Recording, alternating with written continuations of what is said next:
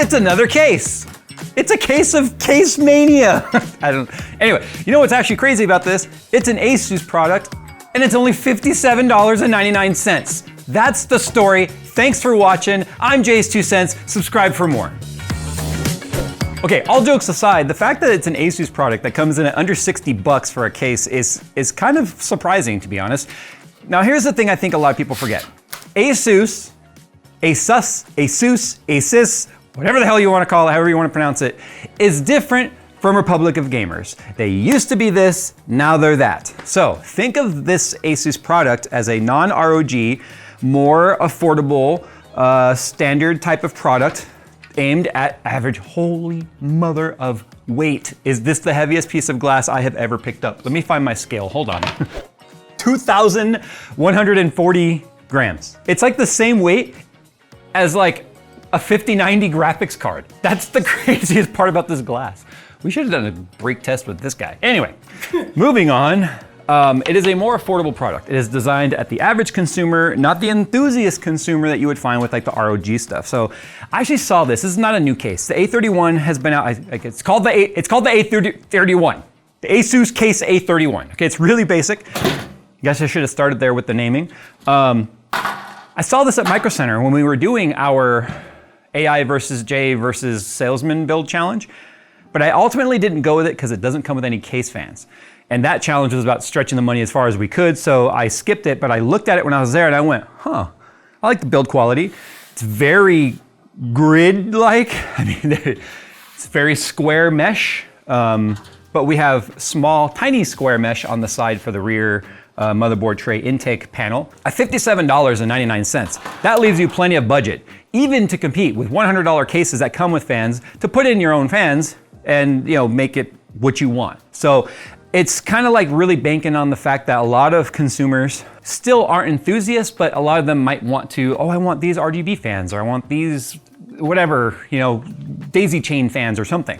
So they're really banking on the fact that you're gonna provide your own fans, which I don't have a problem with. If we look at the top, it supports up to a 360 millimeter radiator, obviously starting at 120 millimeter fans. So I get people ask me all the time, like, I don't know, does a 280 fit? If it fits a 360, will it fit a 280? Here's how I'm gonna start doing this from now on. This case fits any number between 120 and 360. So that includes 120, 240, 280, 360.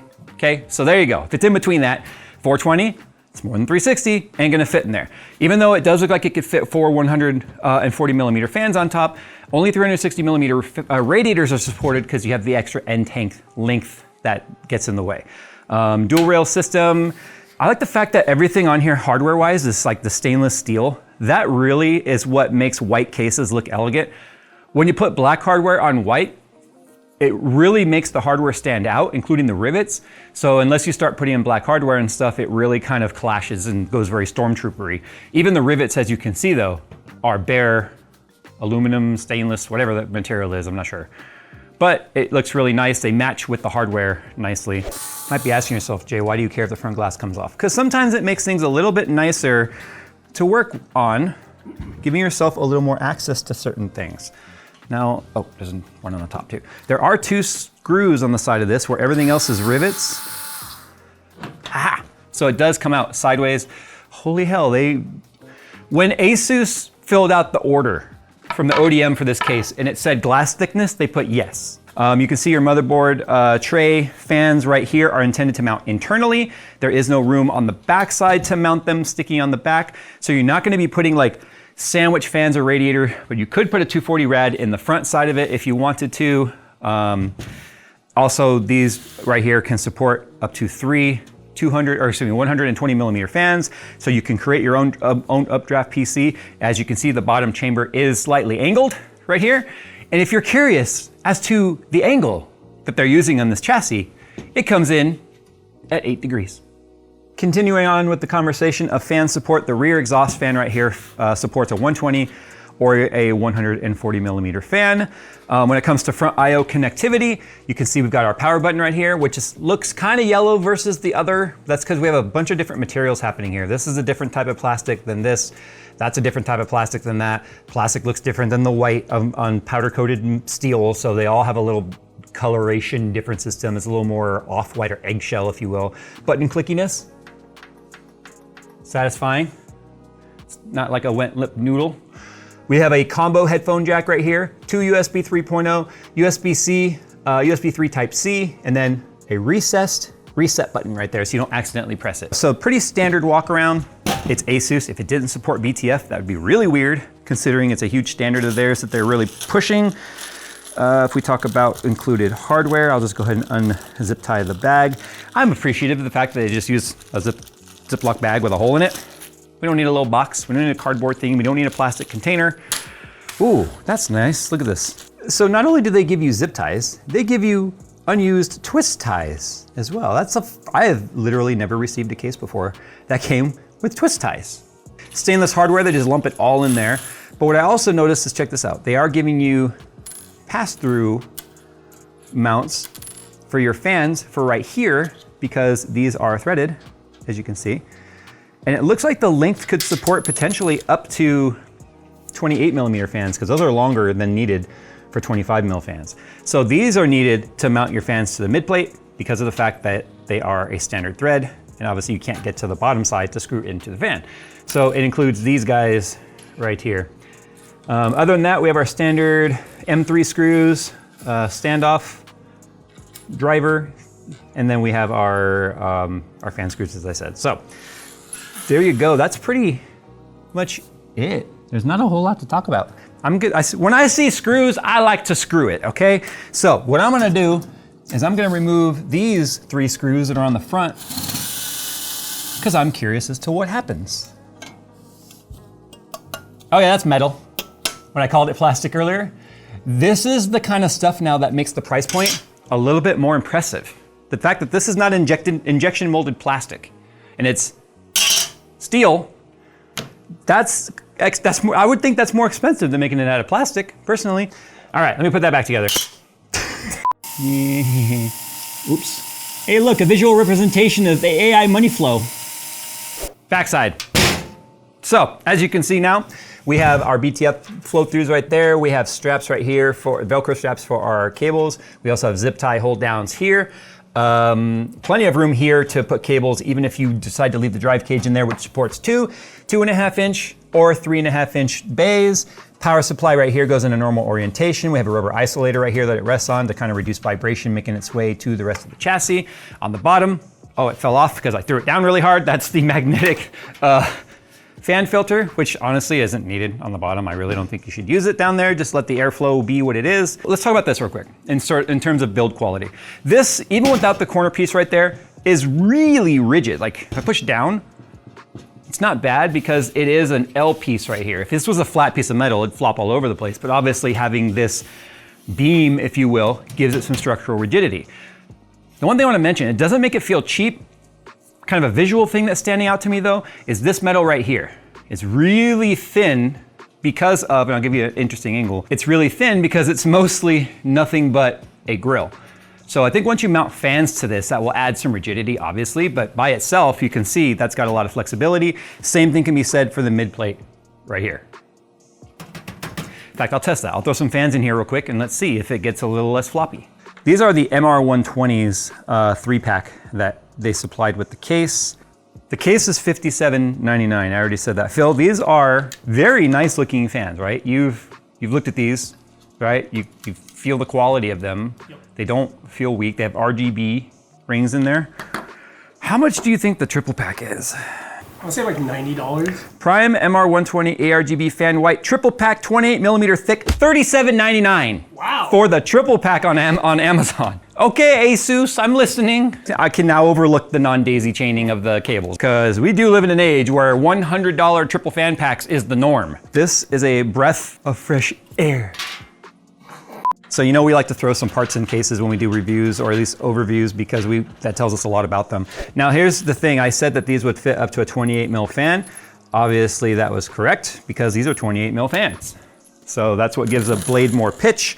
It's what gives the fan more static pressure.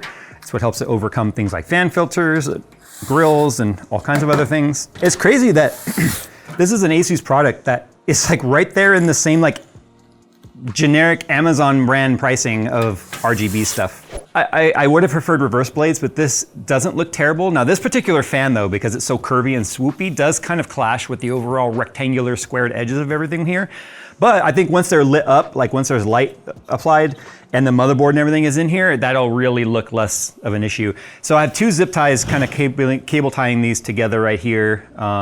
One right close to the fan cage to keep it tight, and then one down here to keep it from, you know, flaying out. And you guys can't really see it too well. Obviously I can still feel some flexing and bowing underneath there, but that's because of the fact that we just tied it down outside. I guess what I can do real quick is I have a second pack. I'll go and put some up top to see how this improves. If you leave the fan filter on top, even as an exhaust, I would leave the fan filter on top just because it's cleaner looking. And there is some restriction. It is a pretty fine filter. So there is going to be some resistance, obviously, some loss of flow when you put a filter on. I just don't like the way this looks in its bare metal form. So I would run the filter anyway. 120 by 120 by 28, 1600 RPM plus or minus 160, so plus minus 10%. It's saying 58 CFM with 1.7 millimeter H2O of static pressure. Oh, hey, okay, so I threw some components in there. As you can see, there's a lot of room up top to gain access, even with fans in here. So even if I had a radiator, I'd still be able to get to these plugs up top, no problem. The 8-degree angle on the bottom just seems kind of pointless, but it actually, the reason why, let me back up. It's not pointless. Companies do it for a reason. Initially, the thought was, hey, if you push air more towards the glass, if you're using a vertical mounted GPU, which this case does not support, like it doesn't natively have a vertical mount option, then it's designed to push air to the front of the graphics card. But the fans are aligned so close to the glass anyway, a good half of the fan is gonna easily point to the front of the case anyway, or the front of the graphics card anyway. But what it actually does, we look at the back here, this is just set up for fan flow testing right now, that angle actually creates a gap between the power supply and this rearward most fan so it doesn't get choked off by that plate. If that angle wasn't there, it'd be like that. But what it is like that. So it still allows some airflow to go through there. And that's what I'm gonna look at when we do the fan flow testing. So this setup here is pretty interesting. I literally just have from Amazon this little RGB controller. You can use the buttons on it if you want to, or it comes with a remote control. We've got a fan potentiometer, which allows us to speed up and slow down the fans. Okay, so what we're gonna check now is airflow. I do have both of the filters in place. I do like the way that this snaps in, by the way. I wanna point this out. It's got these little tabs that come out, and then you can see how they have like a hook on them. So those are intended to slot in to these pieces right here and then slide forward. It's nice because if you have a lot of cables back there, say they're sort of pushing somewhere, even though I have these fans pointing straight out, there's still plenty of clearance back here. So you just line these up and then slide it forward. Makes it a lot easier to get the case side panel on and off. Okay, so let's see how much air is actually coming through that rear fan right there. I'm curious as to how, how reasonable it is to even have a fan right there. So if we go on the bottom. Okay, not a lot, but there is definitely some coming through that fan. You know what's funny is how much of the air is actually making its way back out right here. There's some negative pressure right there. If I remove the filter, will that change? Nope, those fans are still pulling in fresh air from right there. Now I don't have a problem with that. I don't, because that's a fresh air intake supply to the top if that's an AIO. Right now, that's simply just pulling in fresh air and dust, unfortunately. So if I wanted to get rid of that, I'd have to put a fan right there as an exhaust. It would look imbalanced, but if I were to take that fan and potentially move it there as an exhaust, then we would get rid of that negative, well, we might even get more negative pressure now that I think about it. But as you can see, we are clearly in a negative pressure scenario. So this is where it might make more sense to have the intakes back here, honestly. I think I need to change these fans real quick, because look, we are clearly negative pressure and that fan is blowing that way, but clearly there's not enough enough air going through that fan right there for it to truly matter. Otherwise, how would it be going down? And clearly negative pressure right there. So as I'm moving the three fans here, which I think earlier, I can't remember if I said you can fit three 120s there, you can. These two holes are very nice because the top of the fan goes kind of up under this. So they add these little holes right there to get your screwdriver in there. So It's the little things like that, because I know for a fact back in the day there were times when we would, you know, mention like, oh, you can't, it's obvious that you couldn't get something like a screw in somewhere because after the fact they just didn't fix it because they were like, oh, it's too late now, it's already in tooling. I'm not gonna put all the screws in there, I don't need to. But little things like that. It's kind of sad though that it doesn't include an anti-sag bracket. I mean, there are other cases in this price point that have anti-sag brackets and this one has none. So worth mentioning. Okay, so I switched the fans to all, that's intake right there. Yes, the logos are crooked, I don't care, they're already zip tied that way. I don't like that I can see down in there and see the wires and stuff. So I personally, even before I do this test, would probably run 3 intake there and 3 intake there. I did not test in the other config by removing the fan filter, whether or not that would have alone improved the airflow.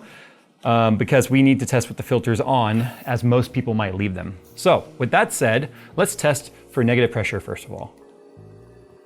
Hey, look, we're in positive pressure now. Now this is pulling through technically sort of a filter. It's just built into the case right there. You can see the fine mesh behind it. So if I go down here, literally no pressure under the case at all. I was wondering if it would be picking up from there as well, but no. It's not even blowing out. It's like perfect pressure balance now. So there's the top that is also through the top filter. I mean, nothing around here matters, there's no intakes there. So it will pull around the chassis, as you can see. Yeah, so now we've got realistic airflow and positive pressure. So there you go. I would probably avoid going updraft only with this particular case, unless you really take the time to do fan balancing by turning maybe down the top fans and up the bottom fans so you have more RPM and more pressure on the intake side versus the exhaust side. You can flow balance it. If I had an AIO and it was pushing through a rad, that probably would have slowed down the amount of exhaust to balance that out. But because that's just open flowing on the top there, minus, you know, the filter on top, it was enough to create that negative pressure. But now, yeah, now we're looking positive here. So there you go, that is the ASUS Case A31. It's literally the name, it's even on there. ASUS Case. So, like, I have to imagine jokes, just one last joke, that they're sitting around in a boardroom and we've got this rendering. And they're like, what are you gonna call it? The ASUS Case. Yeah, that. The ASUS Case. That's what I'm asking about. What are we gonna call it? The ASUS Case. I'm asking about the ASUS Case. What are we gonna call it? The A31. Okay, cool. The ASUS Case A31. That's really an Abbott and Costello who's on first if I've ever heard one. Anyway, you know what? I'll be honest. I'm with a lot of people. I couldn't give a flying frick what they called it, as long as it's affordable and it has good build quality, and this does meet that category. My recommendations on this though, I personally would grab another triple pack of those fans for 37 bucks and run 3 intakes on the bottom as well, just to make it have more lighting and uniform look. For the price, you can have it be aesthetic first and functional second. The bottom is probably, honestly, was choked off by this fan filter. It's very fine. This is not a very high airflow type of filter. Plus with the power supply right there, plus with the drive cage right there above the grill, like, it's just only the middle section was really kind of open, and you can kind of see down there the solid devices that are in there, right? So power supply there, drive cage there, cables there, but that was about the only area that it was really able to unobstructedly pull in air. So I would run them as aesthetic. But if you were like, okay, I'm trying to min-max my budget here, then I would run the 3 intake on the side panel as we already shown, which a lot of people are doing. I could feel the airflow through my hand right there, and you saw we were positive pressure. But it is a breath of fresh air to see a product come out of ASUS's camp that doesn't have an extra 0 on there as a premium tax, because that's a whole different product line of theirs for that. This meets 99% of people's needs when it comes to a case. It's not huge, although it fits giant graphics cards. Obviously it fits full ATX cases. It fits 360 AIO on the top. And you could probably even potentially fit one on the back simultaneously. They'll overlap, but I bet you it could be done. And it's gonna have plenty of cooling for high-end hardware. And you can't argue with the $57.99 and then the $37.99 triple pack of fans that have really tastefully looking RGB on there without really just being over the top. This chassis right now with the fan, the 2 fan packs that we have in there plus the price of the fan comes in at under $100, which is actually pretty impressive. So $100 price point is kind of like, once you cross that, that's where you really start getting into an entirely different bracket of product. And I think this has a good chance of competing with products that are in that over $100 price bracket, even when you include the fan costs. So, all right guys, thanks for watching. Tell me what you think about the A31. This one's exactly a year old. The build date on this is May 2025. So like I said, it's not a new product, but I think it's one that people are sleeping on because they probably don't even assume it's in their price point.